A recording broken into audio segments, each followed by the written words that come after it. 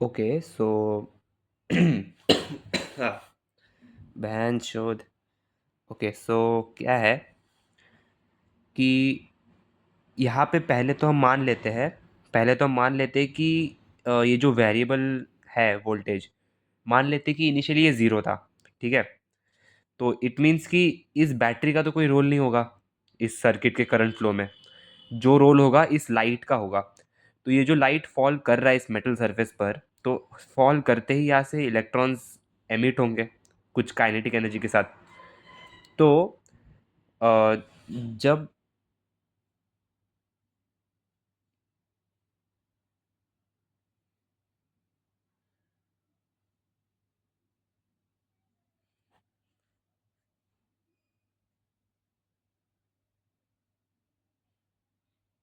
Okay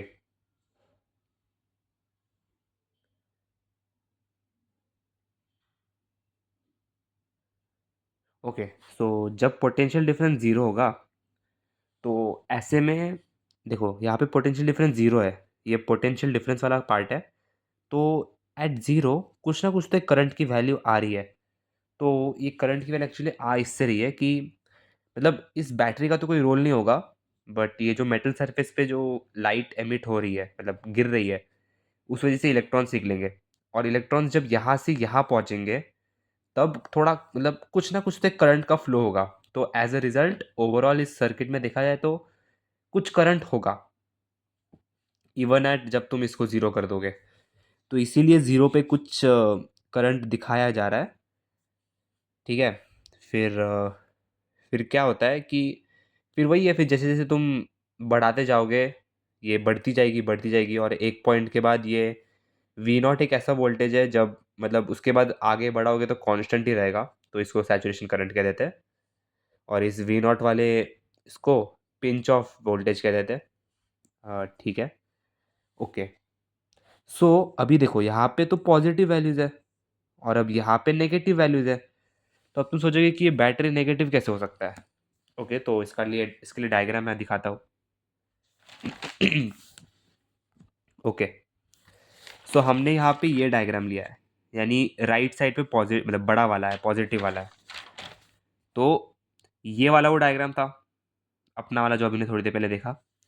okay, तो इस वाले पॉइंट मतलब हमने मान लिया कि ये वाला पॉइंट पॉजिटिव है, तो गारंटेड ये वाला पार्ट नेगेटिव हो जाएगा, है ना। तो यहाँ पे वोल्टेज नेगेटिव जा रहा है, इसका मतलब यही है कि हमने बैटरी को ऐसे से लेकर ऐसे में ओरिएंट कर दिया, घुमा दिया। ठीक है, मतलब वही ज़ीरो से लेके मतलब माइनस वी एस वाले वोल्टेज से लेके ज़ीरो तक ऐसा बैटरी रहेगा।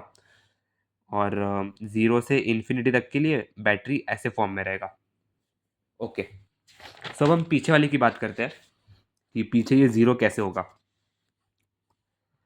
तो अब हम जैसे जैसे पीछे जाएंगे, यानी कि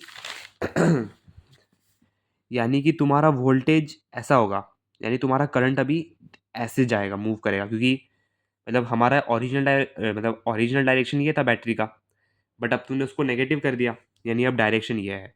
सो अब बैक करंट इस डायरेक्शन में फ्लो करेगा इसमें। और ऊपर से यहाँ पे लाइट भी एमिट हो रहा होगा इस पे, तो इलेक्ट्रॉन्स भी ऐसे आ रहे होंगे। ठीक है, एंड करंट्स भी ऐसे जा रहा होगा।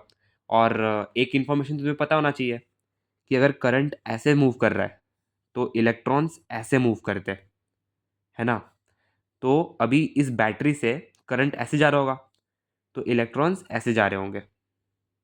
ठीक है, और फिर यहाँ से भी लाइट के वजह से लाइट फॉल कर रहा होगा, तो इलेक्ट्रॉन्स एमिट होके ऐसे मूव कर रहे होंगे। और यहाँ पे इलेक्ट्रॉन्स जमा होते रहेंगे, तो यहाँ पे इलेक्ट्रॉन की डेंसिटी बढ़ जाएगी जो कि इस बैटरी से आएगा। फिर यहाँ से भी इलेक्ट्रॉन्स आएंगे, तो एज अ रिजल्ट थोड़ा रिपल्शन होगा। और फिर इसी वजह से करंट धीरे धीरे घटता जाएगा। तो इसीलिए करंट धीरे धीरे घट रहा है, घट रहा है, घट रहा है। और एक ऐसा वोल्टेज आएगा जब जब मतलब ये इलेक्ट्रॉन्स की डेंसिटी इतनी बढ़ जाएगी यहाँ पे कि इलेक्ट्रॉन्स यहाँ पे आ ही नहीं पाएंगे। और अभी इलेक्ट्रॉन्स आ ही नहीं पाएंगे तगड़े रिपल्शन की वजह से, तो कोई करंट फ्लो नहीं करेगा। तो इस वजह से एट दिस पॉइंट मतलब वोल्टेज आई मीन करंट जो है ज़ीरो हो रहा है at minus V S voltage. और इसको मतलब कहते हैं stopping potential voltage. This is all about it.